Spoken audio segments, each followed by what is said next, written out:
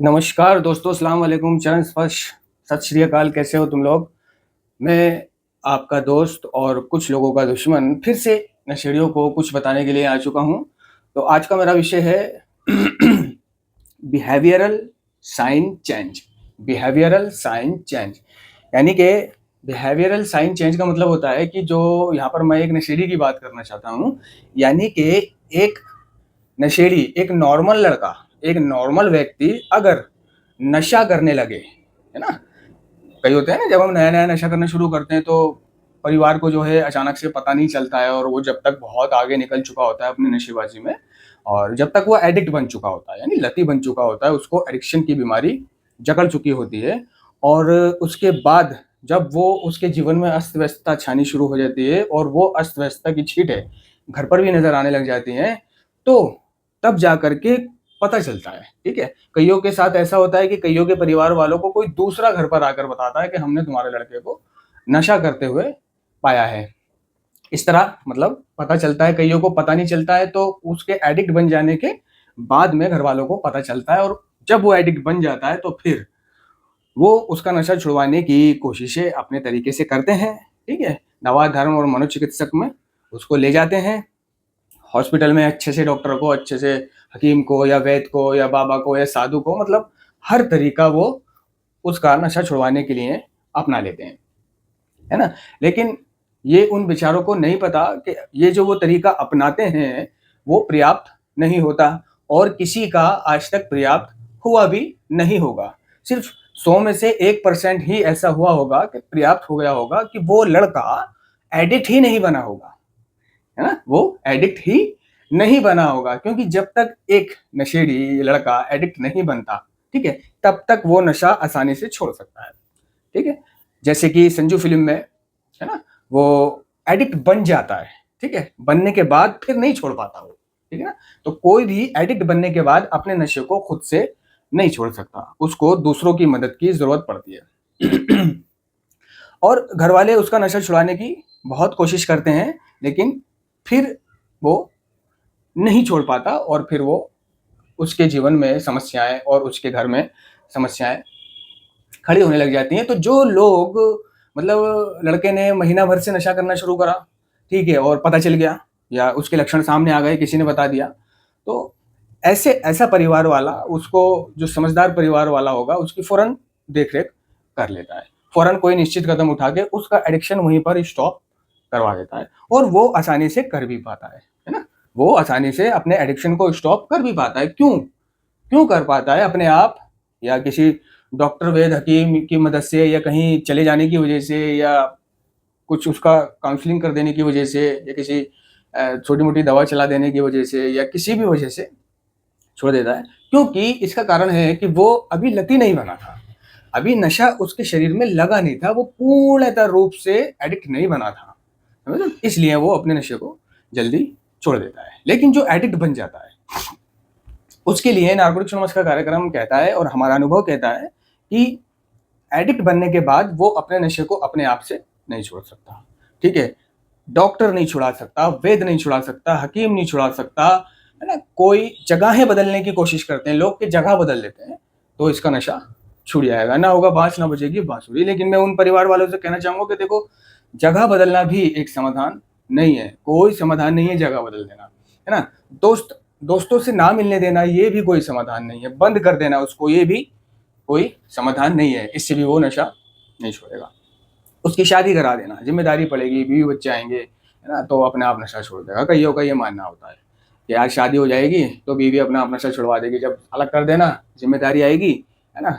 तो खाएगा या नशा करेगा, कमाएगा या नशा करेगा, बीवी को देखेगा या नशा करेगा, तो नशा करने के उसमें टाइम ही नहीं होगा, फुर्सत ही नहीं होगी, पैसे ही नहीं होंगे, तो वो तो सिर्फ़ अपनी बीवी के पालन-पोषण की चीज़ों पर ध्यान देने लग जाएगा, जिससे कि वो नशा नहीं करेगा। लेकिन ये तरीका भी पर्याप्त नहीं है। होता क्या है कि जो नशा करने लगा है और नशेड़ी बन चुका है, अगर उसकी शादी करा देते हो, तो वो शादी के बाद भी नशा नहीं छोड़ता है, और इससे आने वाली लड़की की भी ज़िंदगी खराब हो जाती है ना? और फिर वो उसको जीवन भर, या तो उसे तलाक चाहिए होती है उससे, है ना? या फिर वो उसके साथ रहती है तो घुट-घुट के रहती है। फिर वो चाहती है कि भई तलाक तो एक बहुत मुश्किल काम है, क्योंकि तलाक ही एक ऐसी चीज़ है दुनिया में कि जो आसानी से नहीं हो पाती है। जो शादी जिसने कर ली हो गई, ठीक है। तो अब उस बंधन को तोड़ना बहुत मुश्किल हो जाता है ना। हम तोड़ना चाहते हैं, सामने वाला नहीं तोड़ना चाहता। हम छोड़ना चाहते हैं, सामने वाला नहीं छोड़ना चाहता, है ना। हम सब कुछ देकर भी छोड़ना चाहते हैं, लेकिन सामने वाला हमें और मजबूर करता है, ठीक है। और अगर देखो किसी तरह से छूटता भी है ना, महिला सेल से या कानूनी कार्रवाई से, तो लड़के को, अगर लड़की गर्भ से हो गई तो, है ना, बच्चा होने तक, और जब तक बच्चा नहीं हो जाता, वो दूध पीना नहीं छोड़ देता, कम से कम 3 साल लगा लो, तब तक उसका तलाक नहीं होगा, ठीक है। और तलाक के दौरान आपको बच्चे का खर्चा, बीवी का खर्चा, ठीक है। और जब बच्चा 18 साल का हो जाएगा, तो उस बच्चे की मतलब दादा की प्रॉपर्टी में या बाप की प्रॉपर्टी में उस बच्चे को हिस्सा मिलेगा, ठीक है। तो यानी कि इतना सब कुछ करना पड़ता है, दहेज भी वापस करना पड़ता है, सब कुछ वापस करना पड़ता है। तो ऐसे में होता क्या है कि जो शादी में पैसा लगाया होता है, जो उम्मीदें लगी होती है, पैसा छोड़ो, ठीक है, एक तरफ, लेकिन जिसका पैसा लगा होता है उससे पूछो। पैसा पिता का लगा होता है, माँ का लगा होता है, भागदौड़ पिता की लगी होती है ना, भाइयों की भागदौड़ लगी होती है, उनसे पूछो कि जब कोई तलाक होती है और वो रिश्ता टूटता है, फिर उनको वो सारा पैसा, सारा दहेज, और फिर तलाक की प्रक्रिया, फिर तलाक में पैसा देना, है ना, फिर खर्चा पर महीने भर का देना, है ना, उनसे पूछो। या फिर बहुत से केसों में ऐसा होता है कि सारा खर्चा एक ही बार दे देते हैं, है ना, कि भाई एक छोटा अमाउंट, मात्रा रख करके, राशि रख करके बता दो कि ये हर महीने का झंझट खत्म। तो बहुत से ऐसे भी होते हैं लड़के वाले कि लालची होते हैं कि वो हर महीने का झंझट खत्म करके इकट्ठा ले लेते हैं, क्योंकि वो सोचते हैं कि भाई अगर इकट्ठा ले लेंगे तो हम अपना ये काम कर पाएंगे, वो काम कर पाएंगे, है ना। घर में मोबाइल नहीं है बच्चों के पास तो मोबाइल ले लेंगे, है ना, साइकिल नहीं है साइकिल ले लेंगे, स्कूटी ले लेंगे, कोई जॉब कर लेंगे, कोई दुकान कर लेंगे, कोई सिलाई कटाई बुनाई का काम कर लेंगे। तो वो ये सोचते हैं कि इकट्ठे पैसे आ जाएंगे तो उससे हम काम कर पाएंगे, और महीना आएगा 5-5, 6-6 हज़ार रुपये, या जितना भी लड़का जो कमाता है उसी हिसाब से, तो उसमें तो सिर्फ हम अपना वही खर्चा कर पाएंगे। तो बहुत से लड़के वाले इस तरह से इकट्ठा ले लेते हैं, लेकिन पीछा तो छूट जाता है। लेकिन इस पूरी प्रक्रिया में, है ना, 2 लोगों की क्या, 3 लोगों की जिंदगी खराब हुई। एक बच्चे की, बच्चा अगर माँ के साथ जाता है तो वो बाप से महरूम रहेगा, वो बाप के साथ जाता है तो माँ से महरूम रहेगा, ठीक है। दादा दादी से महरूम रहेगा, नाना नानी से महरूम रहेगा, ना इधर का रहेगा ना उधर का रहेगा, ठीक है। उसे माँ बाप का इकट्ठा प्यार नहीं मिल पाएगा, ठीक है। और लड़के के दामन पर ये धब्बा लग जाता है, अगर वो नशेड़ी हुआ, है ना, ये धब्बा लग जाता है कि बीवी ने इसको छोड़ दिया, बीवी ने इसको छोड़ दिया, ठीक है, बीवी ने इसको छोड़ दिया। लेकिन कई बेचारे मासूम ऐसे भी होते हैं जो, ये तो मैं नशेड़ी की बात कर रहा था कि जो नशेड़ी की बीवी, जो नशेड़ी नशा कर रहा है उसकी शादी करा दी तो बीवी छोड़ेगी उसको, जाहिर सी बात है बीवी ही छोड़ेगी। लेकिन जो नशा नहीं करता, जो रिकवरी में चल रहा है, क्लीन चल रहा है, और उसको बीवी अच्छी नहीं मिली, बीवी सुशील नहीं मिली, सुंदर नहीं मिली, सर्वगुण संपन्न नहीं मिली। देखो मैं कहाँ टॉपिक ले कर रहा था और कहाँ पहुंच गया, उसके लिए मैं उस टॉपिक पे बाद में बता दूंगा, बिहेवियरल साइन चेंज पर, है ना। तो जब बाद में उसको पता चलता है कि भाई इस तरह से बात है कि लड़की तो मतलब ना काम की है। आप एक फिल्म देखो, बलराज साहनी, माला सिन्हा और धर्मेंद्र की, अनपढ़। अनपढ़ बहुत पुरानी फिल्म है, ब्लैक एंड व्हाइट फिल्म है, अनपढ़, धर्मेंद्र, बलराज साहनी, माला सिन्हा। तो उसमें क्या है, माला सिन्हा जो है अनपढ़ होती है, माला सिन्हा अनपढ़ होती है, ठीक है। और उसका भाई उसे बचपन में पढ़ाता लिखाता नहीं है, स्कूल नहीं भेजता, कोई काम वाम नहीं सिखाता, ठीक है। तो जवानी में जब उसकी शादी होती है तो वो धर्मेंद्र से होती है। धर्मेंद्र बहुत बड़ा पढ़ा लिखा होता है, वकालत कर रहा होता है। तो वहाँ पे घर पे जब वो उनके घर में चली जाती है तो वहाँ पे उसको जो चीज़ें पेश आती हैं, जब घर वालों को पता चलता है ये तो अनपढ़ है, तो वो तो मतलब कोई काम ठीक से नहीं कर पा रही है, है ना। बच्चा बीमार हुआ तो बच्चे ने कहा कि वहाँ पे मेरी दवाई रखी है, तो 2 दवाई की बोतल एक सी होती है, तो वो दूसरी दवाई की बोतल उठा के ले आती है, उसे पढ़ना नहीं आता है, ठीक है। और चिट्ठी नहीं पढ़ पाती, है ना। खाना बनाना नहीं आता, पता चला उसे खाना बनाना भी नहीं आता है, पता चला उसे ठीक से पढ़ना भी नहीं आता है, पता चला तो रोटी भी नहीं बना सकती, पता चला ये तो मतलब कपड़े भी नहीं धो सकती, पता चला ये तो नहाने धोने की भी नहीं, पता चला ये तो असभ्य भी है, पता चला ये तो क्या नाम है, मतलब लुटेरन भी है, मतलब अपने माँ बाप के कहने पे चल रही है, पता चला ये तो मतलब घर की चीज़ें अपने बहनों को और भाइयों को चोरी छुपे स्लैंड स्नेह की चोरी चोरी दे रही है, ठीक है। और पता चला ये तो घर की सारी बातें राज मैके में फाश कर रही है ना। पता चला कि ये छोटी मोटी चोर भी है, पता चला ये तो घर संवार ही नहीं सकती, पता चला इसको तो कुछ आता ही नहीं है, पता चला कि इसको अगर कुछ आता नहीं है और इसको सिखाया जाए तो चलो 6 महीने में साल में ये सीख जाएगी। तो पता चला कि वो मानसिक रूप से भी कमजोर है, कि वो सीख भी नहीं सकती। उसका माइंड इस प्रकार है कि वो उसके माइंड में अब कोई शिक्षा घुस नहीं सकती। उसको सिखाने की कोशिश करो कि भाई ये जो तुझे खाना बनाना नहीं आता चलो हम सिखा दें, कटाई बुनाई छिनाई सिलाई पढ़ाई नहीं आती है तो चलो सिखा देते हैं, कोई बात नहीं, अब क्या हो गया, है ना। तो उसको सिखाओ तो वो सीखने में भी अक्षम अनेबल होती है ना। तो और भी बहुत सारी ऐसे अवगुण हैं जो लड़कियों में पाए जाते हैं, ठीक है। तो ज्यादातर नशेड़ी की मैं पहले भी कह चुका हूं कि ज्यादातर नशेड़ियां हमारे जैसे जो नशेड़ी होते हैं 3rd क्लास वाले, थोड़ा मिडिल क्लास वाले, है ना, तो इनकी शादियां ज्यादातर कुछ ऐसी ही लड़कियों से होती है ना। कुछ ना कुछ अवगुण उनमें जरूर पाए जाते हैं, ठीक है। और कुछ नशेड़ी जो ऐसे होते हैं कि तरस रहे होते हैं, उनकी शादी हो ही नहीं रही होती है, कोई कर ही नहीं रहा होता है, तो लास्ट में जाकर उनको सिर्फ एक ऑफर मिलता है कि भाई हम करा सकते हैं अपनी लड़की की शादी अगर आप करना चाहो तो, ठीक है। तो ऐसे में जब बहुत तरस रहा होता है नशेड़ी भी और परिवार भी, बहुत साल गुजर चुके होते हैं, जवानी निकल रही होती है, तो ऐसे में क्या करेगा वो? उस ऑफर को ही ले लेगा, उस ऑफर को ही ले लेगा, है ना। दूर के ढोल तो सुहाने लगते हैं, तो उस ऑफर को ले लेता है और शादी कर लेता है। लेकिन शादी के बाद में जब ये सारा खुलासा होता है तो वो पछताता है। पछताता क्या है कि उसकी उम्मीदों पे पानी फिर जाता है, ठीक है।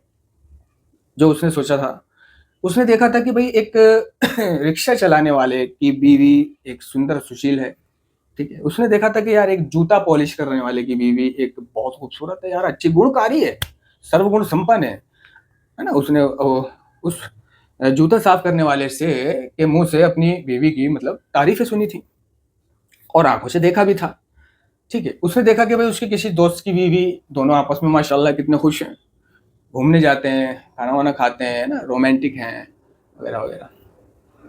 उसने देखा कि यार लोग अपनी बीवियों के साथ त्योहारों पे घूमते हैं और रिश्तेदारी में जाते हैं, है ना। उसने देखा कि यार एक गरीब, है ना, जो सिर्फ कबाड़ा उठाता है ना, उसकी बीवी को देखा उसने, तो देखा यार वो भी सुंदर सुशील है ना।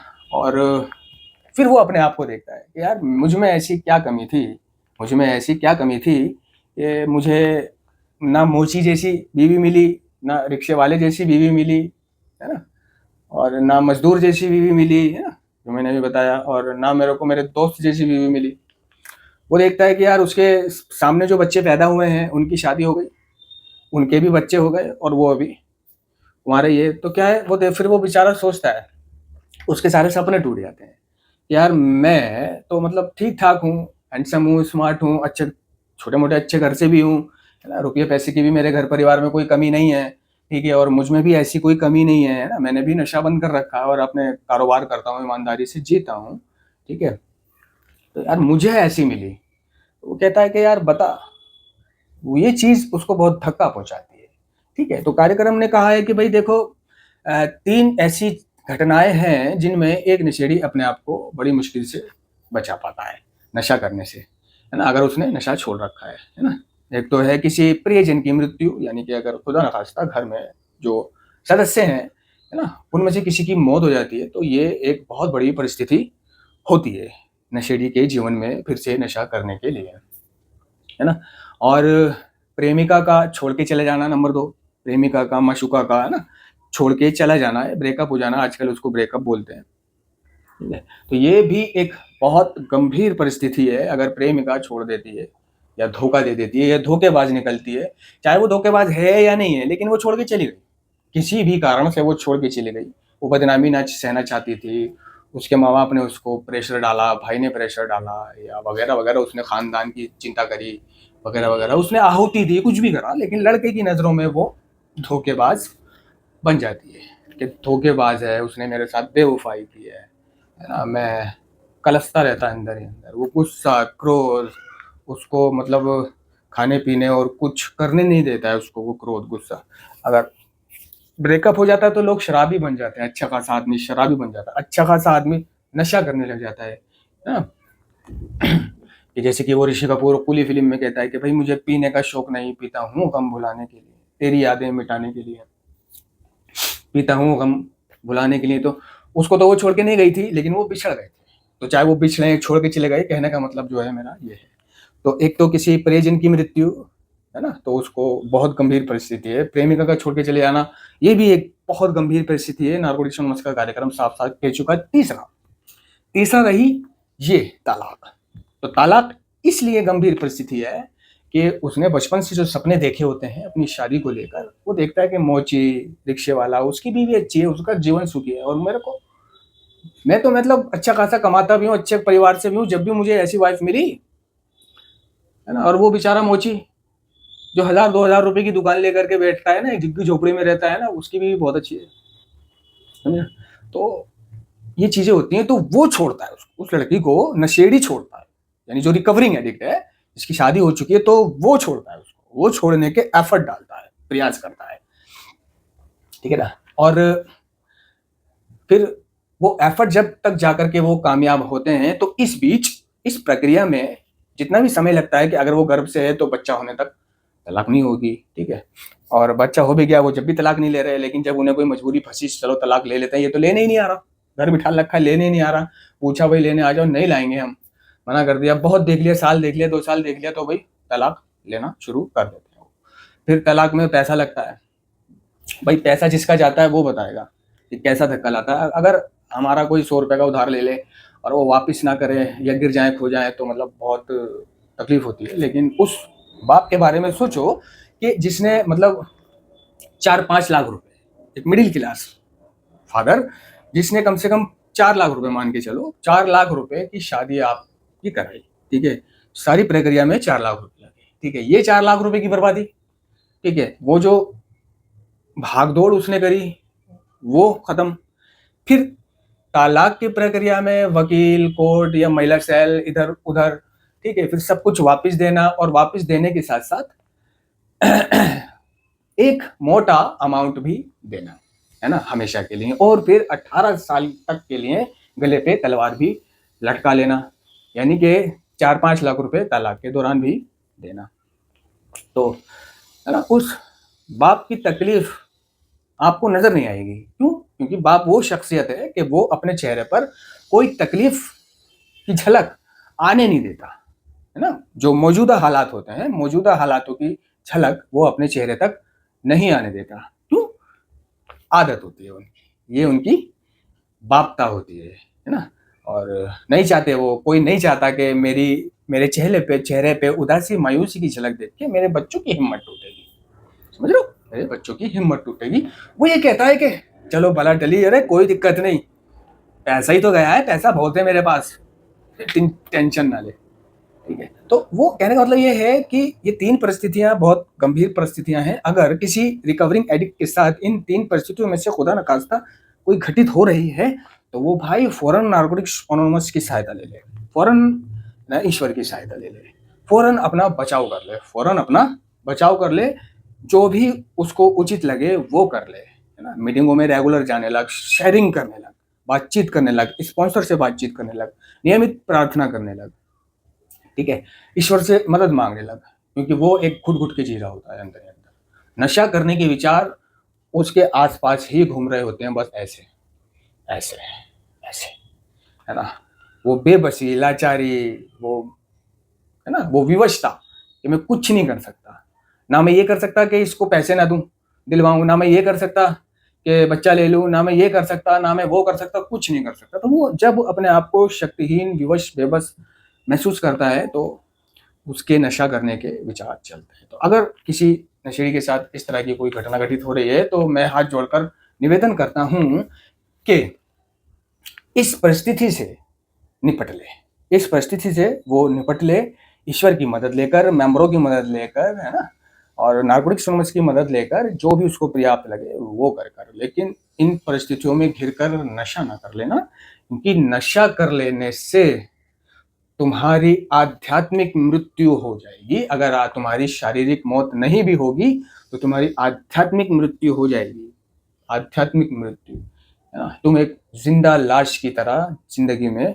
जीवन जियोगे, जिंदा लाश की तरह। तुम्हारी कोई इज्जत नहीं, कोई औकात नहीं, कोई हैसियत नहीं, कोई वजूद नहीं, कोई कदर नहीं।